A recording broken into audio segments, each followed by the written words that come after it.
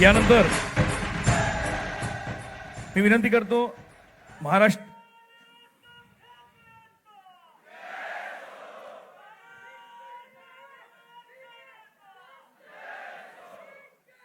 महाराष्ट्र नवनिर्माण विद्यार्थी सेनेचे सन्माननीय अध्यक्ष श्रीमान अमित साहेब ठाकरे व महाराष्ट्र नवनिर्माण विद्यार्थी सेनेचे राज्य सरचिटणीस संघटक व सचिव आपणास विनंती करतो की आपण सन्माननीय राजसाहेब ठाकरे यांचा सन्मान आणि स्वागत करायचं आहे। शिवछत्रपती शिवाजी महाराजांची ही प्रतिमा आपणास भेट ह्या 20व्या वर्धापन दिनाच्या सोहळ्यानिमित्त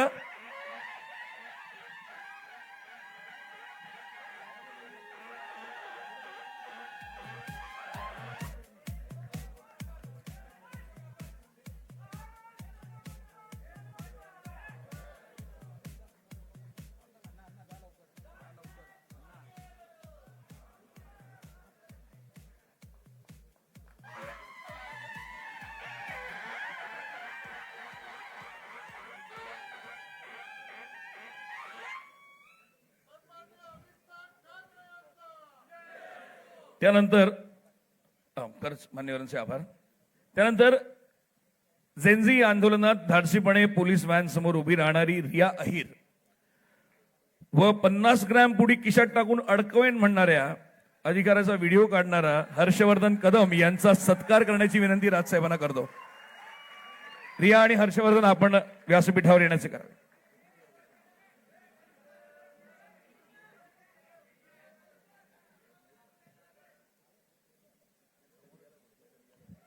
रिया प्लीज।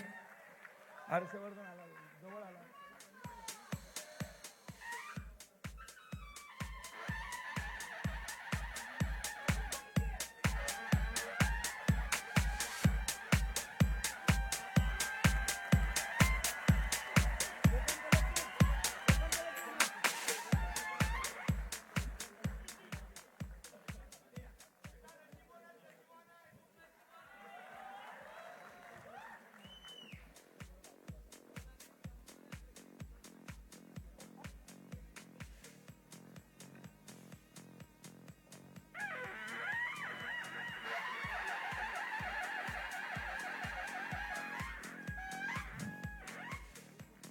त्यानंतर धन्यवाद रिया, धन्यवाद हर्षवर्धन, थँक्यू। यानंतर द कोकण कलेक्टिव्ह यांच्या गायिकांच्या समूहाचा सन्मान करण्याची विनंती राजसाहेबांना करतो। बहारदार असा कार्यक्रम ज्यांनी सादर केला। महाराष्ट्राची परंपरा सांस्कृतिक दृष्टीने अजरामर करण्यासाठी हा जो हातभार त्यांनी या संगीत क्षेत्रात लावलेला आहे, द कोकण कलेक्टिव्ह।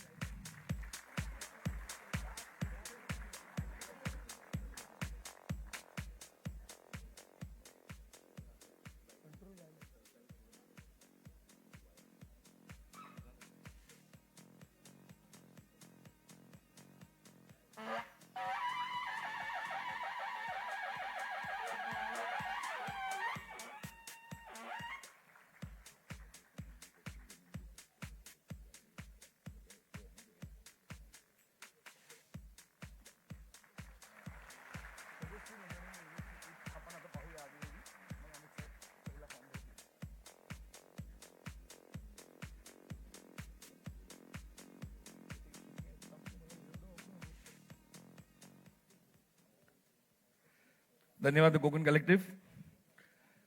आणि आता व्यासपीठावरील मान्यवरांना एक विनंती आहे की सदस्य नोंदणी अभियानाची एक एव्ही आपण पाहणार आहोत, ती आपण कृपया पाहावी। आणि त्यानंतर अमित साहेब हा सदस्य नोंदणीचा पहिला फॉर्म भरणार आहेत। एव्ही प्लीज।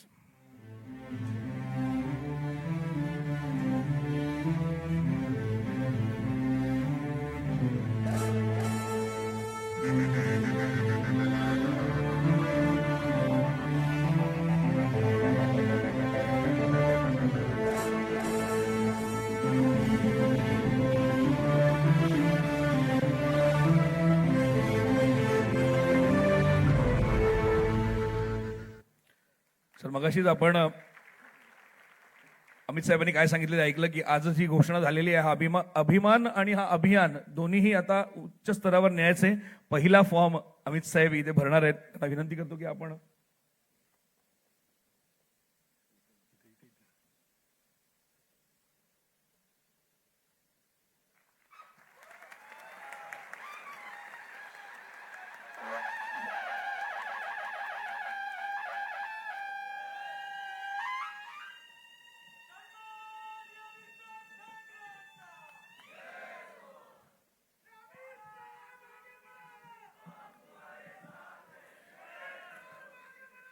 मी विनंती करतो सन्मान्य श्री राजसाहेब ठाकरे यांना की आपण मार्गदर्शन करावं.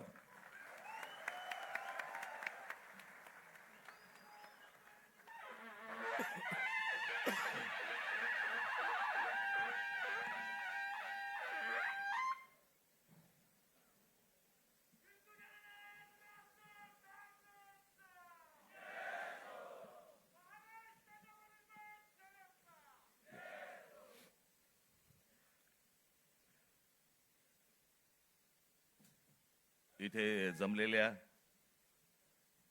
विद्यार्थ्यांनो आणि कधी काळी विद्यार्थी असलेल्यांनो,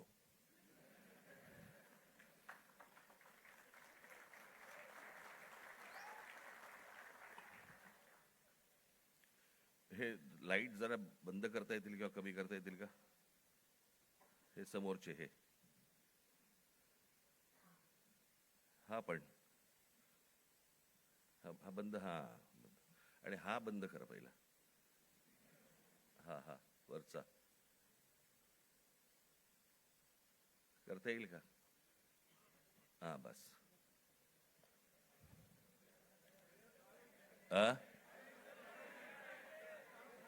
बघायला आलात का ऐकायला? ए बंद कमी कर रे भाऊ, मला डोकं दुखायला लागतं.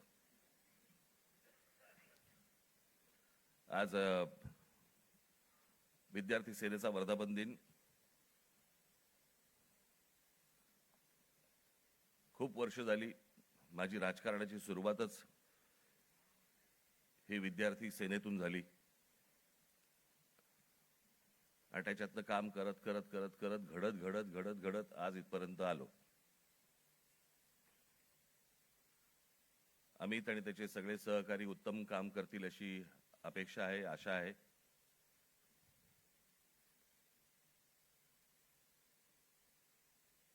आणि या सदस्य नोंदणीला देखील भरघोस प्रतिसाद मिळेल अशी मी अपेक्षा करतो.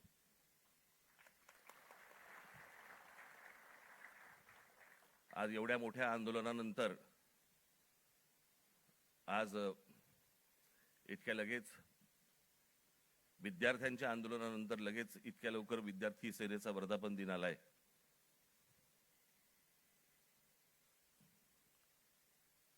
हे विद्यार्थ्यांचं आंदोलन का झालं, कशासाठी झालं हे आपण बोलूच.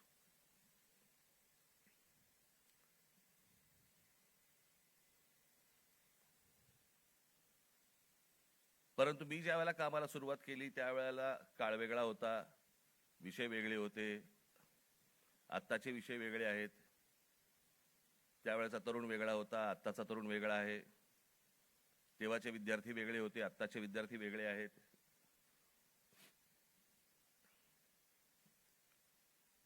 आम्ही जो काळ पाहिला तो टेलिग्राम पासून ते इंस्टाग्राम पर्यंत पाहिला.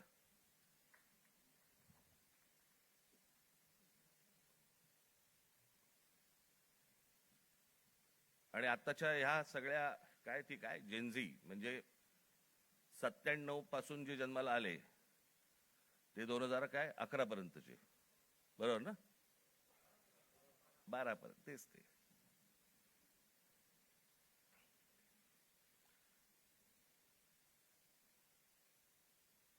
या मुलांचं म्हणणं काय, या मुलांना काय हवंय? आपण हे जेनझी जेनझी करतोय.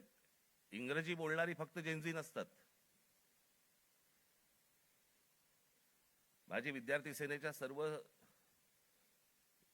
सहकार्यांना माझी विनंती आहे, जेनझी 97 नंतर जन्माला आलेले 2011 पर्यंत 12 पर्यंतची मुलं ही महाराष्ट्राच्या ग्रामीण भागात पण आहेत.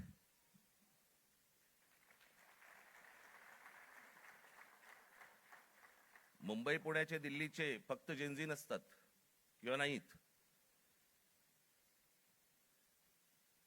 या मुलांची अपेक्षा काय आहेत, आशा काय आहेत, यांना काय हवंय? मला असं वाटतं ही गोष्ट समजून घेणं गरजेचं आहे. काही जुन्या ज्या काही भ्रामक कल्पना ज्या होत्या मला असं वाटतं त्याही आता आपण सोडून दिल्या पाहिजेत. आमच्या काळामध्ये आम्ही त्यावेळेला लहान असताना आमचे आई वडील सांगायचे, डोक्याला रात्री झोपताना तेल लावत जा, बुद्धी तल्लख होते. एका माणसाने आयुष्यभर केसाला तेल चोपड चोपड चोपडलं पण बुद्धी नाही आली.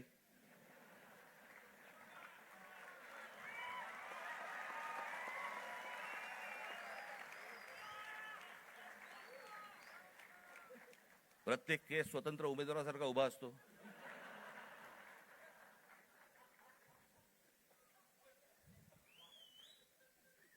आणि हे म्हणे शिक्षण आणि तंत्रज्ञान मंत्री.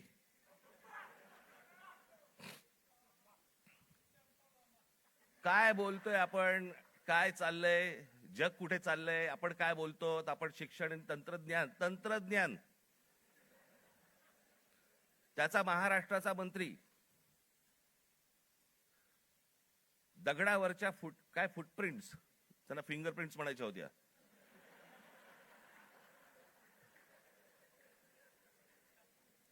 ते म्हणे आता लिंक आधारशी करणार. कसं?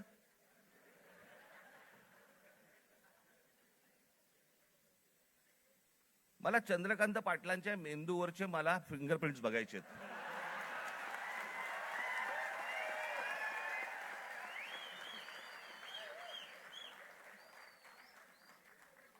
कोल्हापूरकरांनी ज्ञान मिळावं म्हणून या माणसाला कोल्हापूरवरनं पुण्यात पाठवलं, जिकडे बाबा शिक्षणाचं बाहेरघर आहे. तिथेही काही नाही झालं. तिथेही काही नाही झालं. आता असे शिक्षण मंत्री म्हटल्यानंतर जेनझींचा पारा सणकणार की नाही सणकणार, चढणार की नाही चढणार,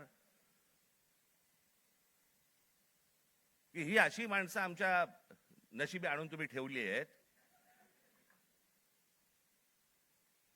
आत्ताच मी एक पंतप्रधानांचं आत्ता आलेलं काहीतरी एक निवेदन आत्ता मी पाहून आलो.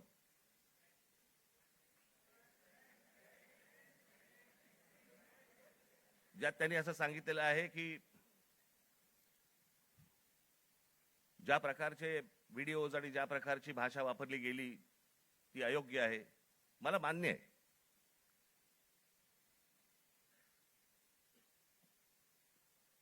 कोणाच्याही बाबतीमध्ये अशा प्रकारची खालच्या थरातली भाषा ही वापरली जाऊ नये, हे मला 100% मला मान्य आहे पंतप्रधानांचं. मला पंतप्रधानांना फक्त एवढंच सांगायचंय, हे तुमच्या पक्षातल्या लोकांना पण सांगा.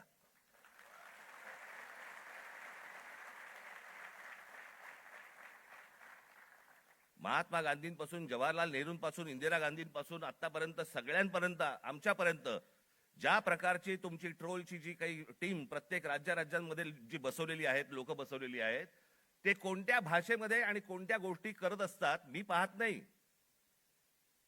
मला ज्या गोष्टी कानावरती येतात, आज अनेक कलाकार आहेत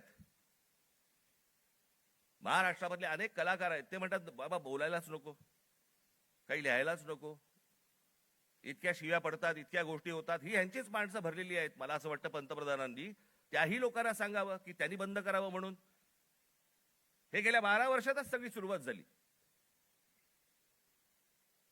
भारतीय जनता पक्षाचे जी काही ट्रोलच्या टीम्स आहेत, यांनी ह्या ज्या गोष्टी सुरू केल्या, याच्यातनच हे ज्याला म्हणतो ना आपण, जे तुम्ही पेराल तेच उगवेल, तेच आलं अंगावर तुमच्या. त्याच्यात पंतप्रधानांनी सांगितलं की मला शिव्या दिल्या, माझ्या आईबद्दल बोलले. चुकीचंच आहे, हे मनापासून सांगतो मी, हे चुकीचंच आहे. पण माझी पंतप्रधानांना विनंती आहे, दुसऱ्यांनाही आया असतात.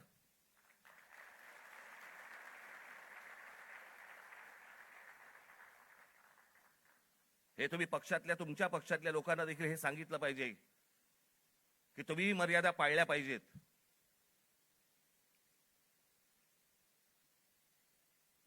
आज पंतप्रधान सांगतात की मी त्या मुलांना सगळ्यांना माफ केलं, पण इतकी 12 वर्ष तुमच्या लोकांनी जे काही केलंय त्याची माफी कोण मागणार?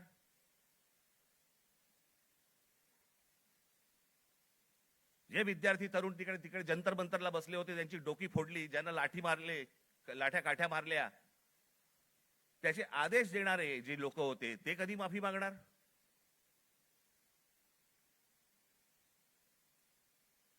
आणि मला असं वाटतंय की हे मूळ हे काय झालंय, नीटची परीक्षा हे कारण आहेच,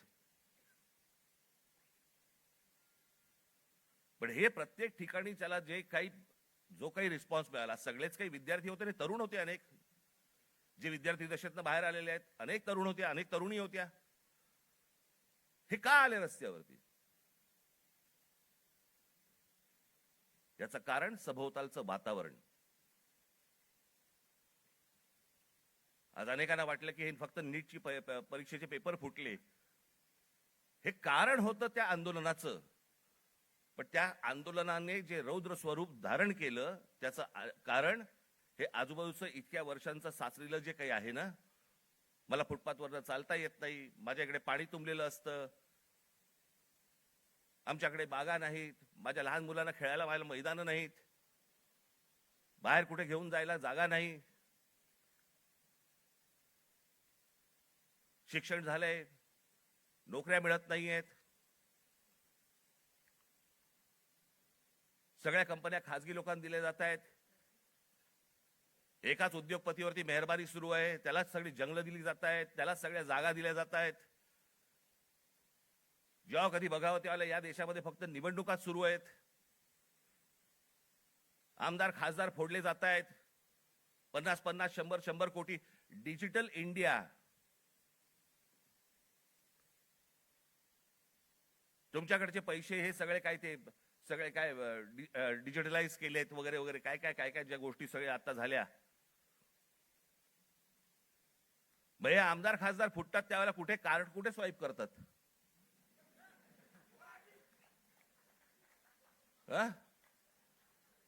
उलटा उलटा कार्ड स्वाईप.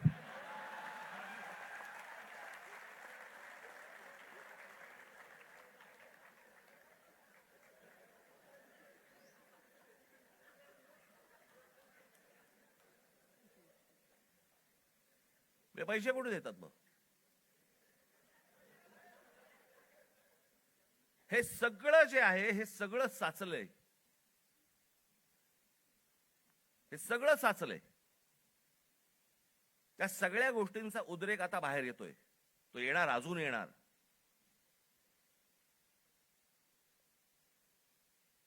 हा विषय कोणाला तरी सत्तेवरनं खाली खेचणं आणि कोणाला तरी सत्तेवरती आणणं हा एवढ्या पुरता मामूली विषय नाहीये. हा देशाचा विषय आहे.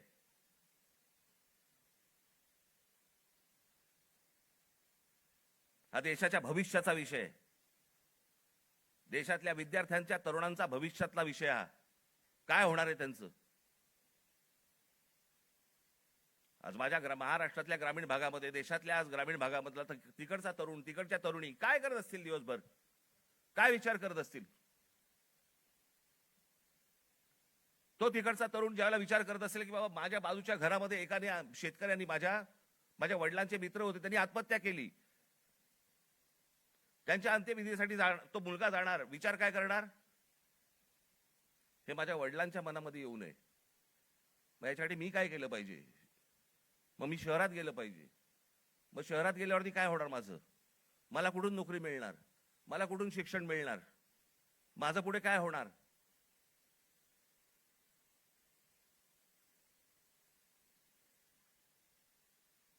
आज शहरांची परिस्थिती बघा. या सरकारने येऊन सांगितलं होतं आम्ही स्मार्ट सिटी करणार. कुठे आहेत त्या स्मार्ट सिटीज? आमच्याकडे रस्ते, पूल, जे काय ब्रिजेस जे काय बांधले जात आहेत, आपण त्याला विकास म्हणतोय. आपली शहरं ही राहण्यायोग्य आहेत का? इथपासून सगळी सुरुवात आहे ना. जर शहरातल्या लोकांना राहायला जर समजा त्रास होत असेल तर महाराष्ट्रातल्या, देशातल्या ग्रामीण भागामधनं जी लोक शहरामध्ये येत आहेत, कुठे राहणार आहेत? काय होणार आहे या शहरांचं?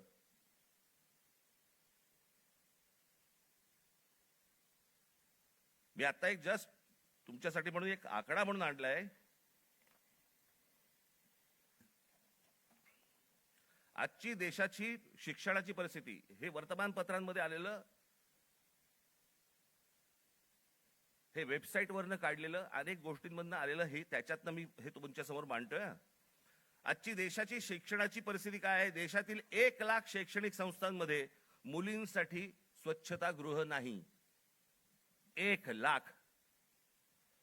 15,000 शाळांमध्ये पिण्याच्या पाण्याची सुविधा नाही. 2004 मध्ये 8 लाख शिक्षकांची पदे जी रिक्त होती ती 2026 मध्ये ही संख्या 10 लाखावरती पोहोचलेली आहे. शिक्षक हवे 10 लाख. 23 ला जॉईंट एंट्रन्स एक्झाम परीक्षार्थ्यांसाठी फक्त 1,00,000 जागा उपलब्ध आहेत. 2014 मध्ये 3,00,000 विद्यार्थी परदेशात शिक्षणासाठी गेले होते. 2014ला 3,00,000. तर 2026 मध्ये ही संख्या 9,10,000वरती पोहोचली आज. इतकी मुलं परदेशात जात आहेत. का परदेशात जात आहेत? मी 2014 साली मी एक डॉक्युमेंटरी केली होती, छोटीशी एक फिल्म केली होती 16 मिनिटाची. आपण जरूर बघा, YouTube वरती आहे.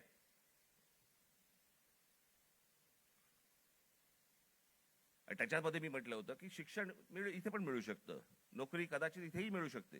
ही मुलं परदेशात का जात आहेत? ही सगळी मुलं परदेशात जात आहेत याचं कारण सभोवतालचं वातावरण. मी माझ्या घरातनं बाहेर पडल्यावरती मला आनंद मिळाला पाहिजे की मी काय शहरामध्ये राहतोय, काय सुंदर रस्ते आहेत, काय चांगले फुटपाथ आहेत, काय चांगल्या बागा आहेत, काय चांगली मैदान आहेत, स्पोर्ट्स कॉम्प्लेक्स आहे. मला प्रत्येक गोष्टीला वाव आहे. मग आमच्याकडे ही गोष्ट का नाहीये? आज कित्येक चित्रकार, कित्येक खेळाडू आज आमच्या ग्रामीण भागामध्ये आहेत. वावच नाही.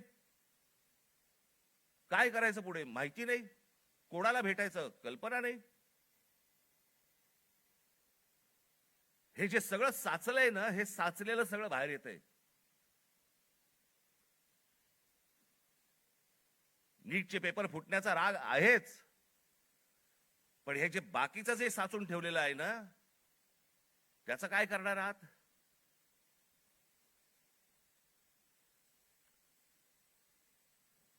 दोन 2014 मध्ये परदेशातील शिक्षणावरती भारतीयांनी, परदेशात जे गेले लोक 2014 मध्ये, त्या भारतीयांनी किती पैसे खर्च झाले त्यांनी स्वतःहून जे खर्च केले, म्हणजे आपल्या देशातनं जे बाहेर पैसे गेले ते किती गेले? तर ते 79,500 कोटी खर्च झाले. 79,500 कोटी. आज हा खर्च वाढून, आज 2026 मधली गोष्ट बोलतोय, किती वरती गेलाय? तर तो 5,85,000 कोटी वरती गेलाय.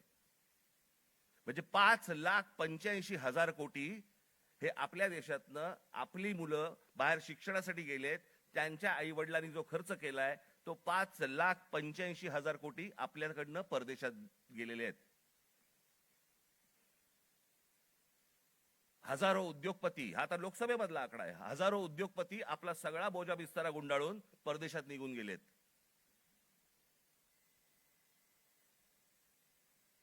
अहो एवढं कशाला? ज्यांनी मोदींवरती चित्रपट काढला होता, नरेंद्र मोदींवरती चित्रपट, आणि ज्याच्यामध्ये नरेंद्र मोदींची ज्यांनी भूमिका केली होती तो विवेक ओबेरॉय, तो दुबईमध्ये राहायला गेला. दुबईचा नागरिक आहे तो भारतात राहत नाही. मोदीजींनी खूप चांगलं काम केलंय, मोदीजी देशाला मोठं करतायत, मोदीजी देशामध्ये काय काय काय उद्योग आणतायत, हे आणतायत वगैरे वगैरे, अशी मुक्ताफळं जी आता केली. तो कोण? आर माधवन ना, तो आर माधवन. विचारा कुठे राहतो हा आर माधवन? दुबईमध्ये स्थायिक झालेला आहे. यांना जर समजा या देशाबद्दल आहे प्रेम, या देशातल्या पंतप्रधानांबद्दल प्रेम आहे, ते विकास करतायत, हा जर समजा ह्यांना विश्वास आहे, हे परदेशात का जाऊन राहतायत? हे परिवारासकट दुबईला जाऊन का राहतायत? इथे येणार, स्पॉन्सर फिल्म मध्ये काम करणार, गव्हर्नमेंट स्पॉन्सर्ड फिल्म मध्ये, ते धुरंधर बिरंदर, आणि मग इथून करून जाणार परत दुबईला. देशात खूप चांगलं चाललेलं आहे, मी चाललो दुबईला. ही माणसं दुबईला जात आहेत. या मुलांचं काय घेऊन बसलोय आपण?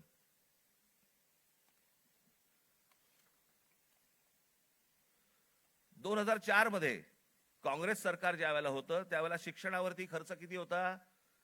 3.2%. आज 2026 मध्ये तो किती आहे? 2.8%. म्हणजे शिक्षणावरती जेवढा खर्च व्हायला पाहिजे, अमेरिकेमध्ये जाऊन बघा, युरोपमध्ये जाऊन बघा, शिक्षणावरती काय प्रकारचा खर्च करतायत. आज त्या मुलांना, त्या विद्यार्थ्यांना, त्या मुलांना त्यांची स्वप्न, त्यांना काय म्हणायचंय, त्यांना काय सांगायचंय, त्या प्रत्येक गोष्टींसाठी, प्रत्येक स्वप्नांसाठी त्यांच्याकडे वाट आहेत. आज पंतप्रधान सांगतायत, त्यांच्या निवेदनामध्ये बोललेत की ही विद्यार्थी हे सगळे जे आहेत हे चुकीच्या रस्त्यावरती भरकटलेले आहेत. चुकीच्या रस्त्यावरती. मी एक ओशोंचं एक वाक्य ऐकलं, मी वाचलं होतं ज्यावेळेला मी, त्यातलं एक वाक्य होतं ओशोंचं, फार छान वाक्य होतं. आणि त्याच्यामध्ये असं म्हणाले ते कि कौन कहता है कि इस देश का युवक गलत रास्ते पे भटक रहा है. रास्ता बनाने वालों ने ही अगर गलत रास्ता बनाया है तो युवकों को क्यों टोकते हो.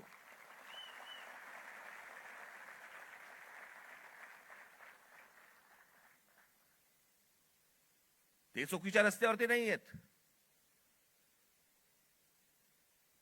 त्यांच्या आशा, अपेक्षा, महत्वाकांक्षा या सगळ्या मारल्या जात आहेत.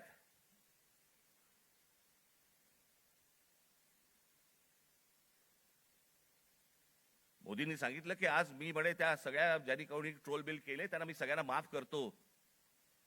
या नीटच्या परीक्षांचे पेपर फुटल्यानंतर ज्या मुलांनी आत्महत्या केल्या त्यांच्या आई वडिलांची कोण माफी मागणार.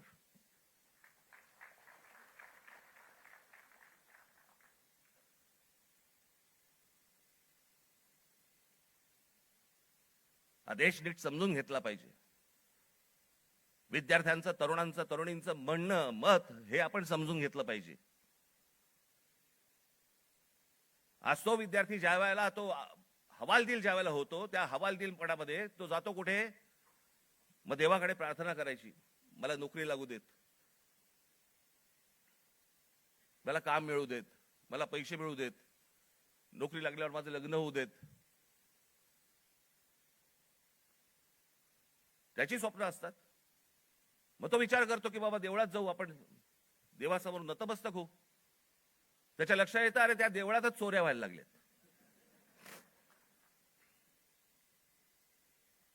देवळात चोऱ्या.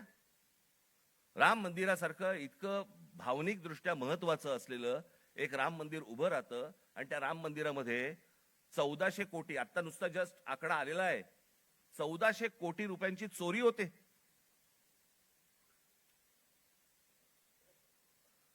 आणि याच्यावरनं सरकारमध्ये असलेले कोणीही त्याच्यावरती बोलायला तयार होत नाहीत.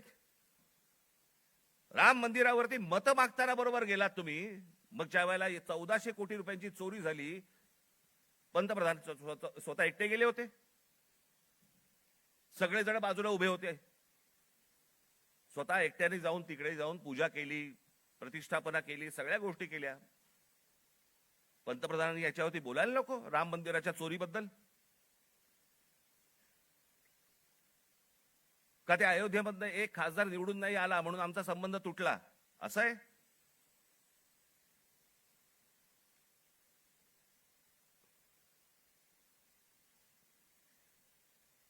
आज तो हवालदिल झालेला जो तरुण आहे तो या सगळ्या मंदिरांचा रस्ते पकडतोय. धर्मांध बनवू नका त्या तरुणाला. शिक्षणाच्या वाटेवरती लावा. नुसतं जय श्रीराम बोलून होणार काही नाहीये. आज अनेक गोरक्षक गाड्या पकडतायत, गायी पकडतायत, सगळ्या पकडतायत. आणि हेच आमचेच पंतप्रधान ऑस्ट्रेलियामध्ये जाऊन सांगतायत की बीफ एक्सपोर्ट मध्ये भारत हा 1 नंबरचा देश आहे. बीफ एक्सपोर्ट मध्ये ते कापल्याशिवाय होणार आहे का एक्सपोर्ट मध्ये आपण 1 नंबरचे? मग त्या गोरक्षकांचं काय करायचं? आपण करतोय काय? देश चाललाय कुठे? देश काय विचार करतोय? काय कशाचा कशाला ताळमेळ नाही. बस दिसली जमीन की दे अदानीला, दिसलं जंगल की दे अदानीला. आम्ही काही ह्या सगळ्या गोष्टींचे काय फक्त टीका करण्यासाठी हा विषय नाहीये. मला असं वाटतं ही गोष्ट परिस्थिती समजून घेणं गरजेचं आहे. या देशामध्ये काय सुरू आहे आणि काय घडतंय. मी आज अजून एक गोष्ट तुमच्या समोर आणणार आहे. माझे पत्रकार बांधव इथे आलेले असतील, तुम्ही विचार करा, आपण जातो, श्रद्धेने जातो, मंदिरात जातो, आपण काही दानपेटीमध्ये टाकतो, ज्याच्यावरती या देशाच्या सगळ्या मंदिरांमध्ये लाखो कोटी रुपये जमा होतात. काय होतात, त्याचं काय होतं काय नाही माहित नाही. त्याचे ट्रस्ट असतात, त्याचे ट्रस्टी असतात सगळे, मग त्याच्यातनं आपल्याला कळतं चोऱ्या होत आहेत.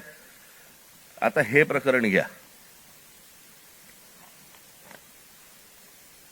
पत्र आहे प्रति माननीय श्री एकनाथ शिंदे साहेब, उपमुख्यमंत्री महाराष्ट्र राज्य. विषय सिद्धिविनायक मंदिर न्यास मधील दानपेटीची चोरीबाबत वरिष्ठ पातळीवरती चौकशी करण्याबाबत. जिथे आपण श्रद्धेने जातो, जिथे दानपेटीमध्ये आपल्याकडे भाविक जातात आणि पैसे टाकतात,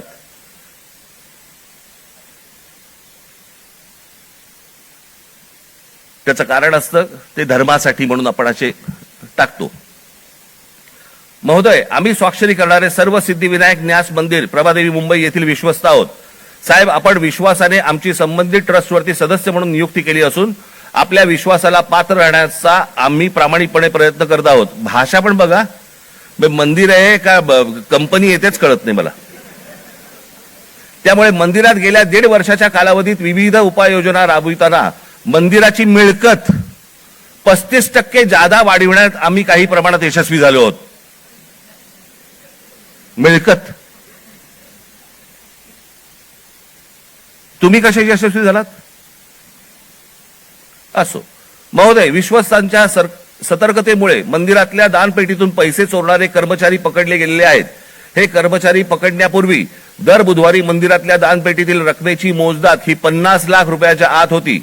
मात्र हे कर्मचारी पकडल्यानंतर गेले 3 आठवड्याची दानपेटी रक्कम ही 1.5 कोटी रुपयांच्या घरात पोहोचली आहे. याचाच अर्थ यापूर्वी दर आठवड्याला दानपेटीतील जमा होणाऱ्या काही रकमेतील काही रक्कम ही लंपास होत होती. त्यामुळे दरवर्षी सुमारे 18 कोटी रुपयांचे मंदिराचे नुकसान होत होते. याचे धागेदोरे वरिष्ठ पातळीवर आहेत असा आमचा ठाम संशय आहे. साहेब, या प्रकरणाची आपण गंभीर दखल घेऊन शासकीय पातळीवरती संबंधित प्रशासनातील वरिष्ठ अधिकाऱ्यांची चौकशी लावावी अशी आमची आपणास विनंती आहे. विश्वस्त मंडळ सिद्धिविनायक गणपती मंदिर न्यास, प्रभादेवी मुंबई. हे सह्या केले आहेत. राहुल लोंढे, भास्कर शेट्टी, महेश मुदलियार, जितेंद्र राऊत, मीना कांबळी, मनीषा तुपे, गोपाळ दळवी, सुदर्शन सांगळे. हे त्यांचं पत्र आहे.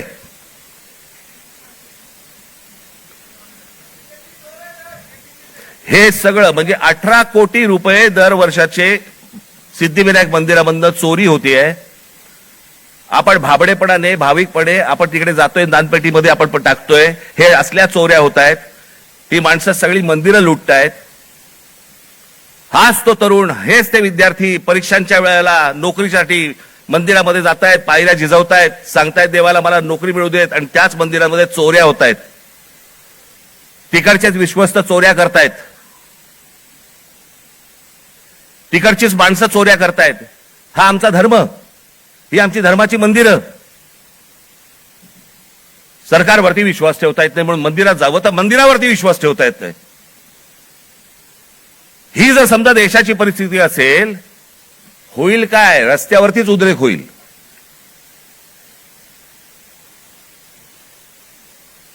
राजकारण सोडून द्या बाजूला. मला असं वाटतं या सगळ्या गोष्टींचा सामूहिक देशाचा म्हणून, राज्याचा म्हणून आपण विचार करणं गरजेचं आहे सर्वांनी मिळून. निवडणुका येतील त्यावेळेला विचार करू वेगळा. पण आज काय परिस्थिती आहे? हे का झालं? कशामुळे झालं? हा उद्रेक का झाला? मला असं वाटतं ह्या गोष्टी समजून घ्यायला नको. अनेक बारीक बारीक बारीक बारीक त्याला लेयर्स आहेत, पापुत्रे आहेत. ते पापुत्रे चढत चढत चढत चढत त्याची वडी झालेली आहे. मला असं वाटतं ही गोष्ट सरकारने समजून घेणं गरजेचं आहे. आज मनातल्या तरुणांच्या, विद्यार्थ्यांच्या आशा, आकांक्षा, महत्वाकांक्षा या मला असं वाटतं विद्यार्थी सेनेने समजून घेणं गरजेचं आहे. नोंदणी होत राहील, पण त्यांची ते काय विचार करतायत मला असं वाटतं हे पाहणं गरजेचं आहे. याच्यामध्ये जर बदल झाला नाही, मी हीच गोष्ट एकदा मागे जेव्हा नीटचा पेपर फुटला होता 2016 साली, त्यावेळी मी पंतप्रधानांना फोन केला होता आणि त्यांना मी सांगितलं होतं की म्हटलं हे तुम्ही स्वतः ह्याच्यामध्ये जातीने लक्ष घाला या प्रकरणामध्ये. म्हटलं देशातले शेतकरी आत्महत्या करतायत, हे मी 2016ला सांगितलं होतं. म्हटलं उद्या हे विद्यार्थी आत्महत्या करतील, आणि आज तेच घडलं. 21 विद्यार्थ्यांनी आत्महत्या केली.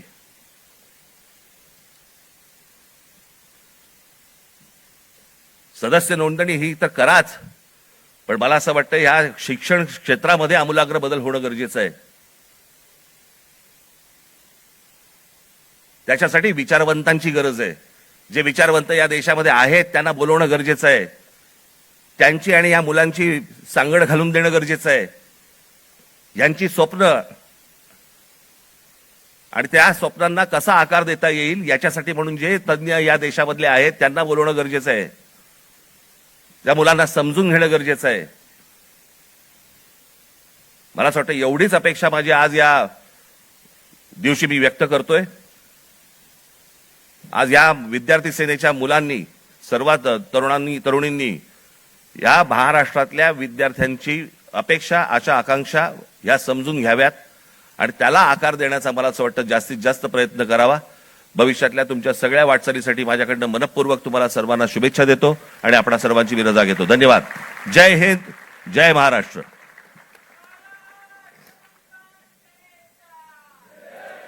त्यानंतर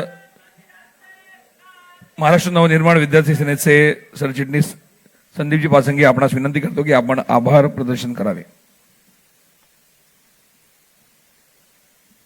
सन्मान्य राजसाहेबांनी वेळात वेळ काढून आपल्या सर्वांना मार्गदर्शन केलं, यासाठी मी संपूर्ण विद्यार्थ्यांतर्फे, माझ्या सर्व सहकाऱ्यांतर्फे साहेबांचे आभार व्यक्त करतो. त्याचप्रमाणे इतरही नेते, सरचिटणीस हे देखील आज उपस्थित आहेत, त्यांचे देखील आभार व्यक्त करतो. आजच्या कार्यक्रमासाठी कोकण कलेक्टिव्ह असतील, त्याचप्रमाणे लाईट अँड शेड या रवींद्र नाट्य मंदिरातील सर्व कर्मचारी असतील, ज्यांनी या कार्यक्रमासाठी सहकार्य केलंय त्या सर्वांचं मी आभार व्यक्त करतो. धन्यवाद. सर्वांना विनंती की आपण राष्ट्रगीतासाठी उभं राहावं.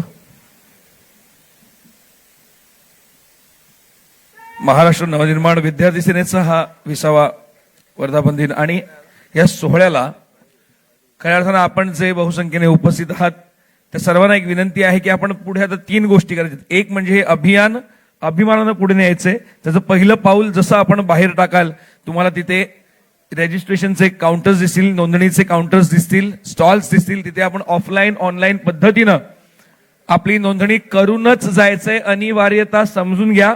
दुसरी गोष्ट ही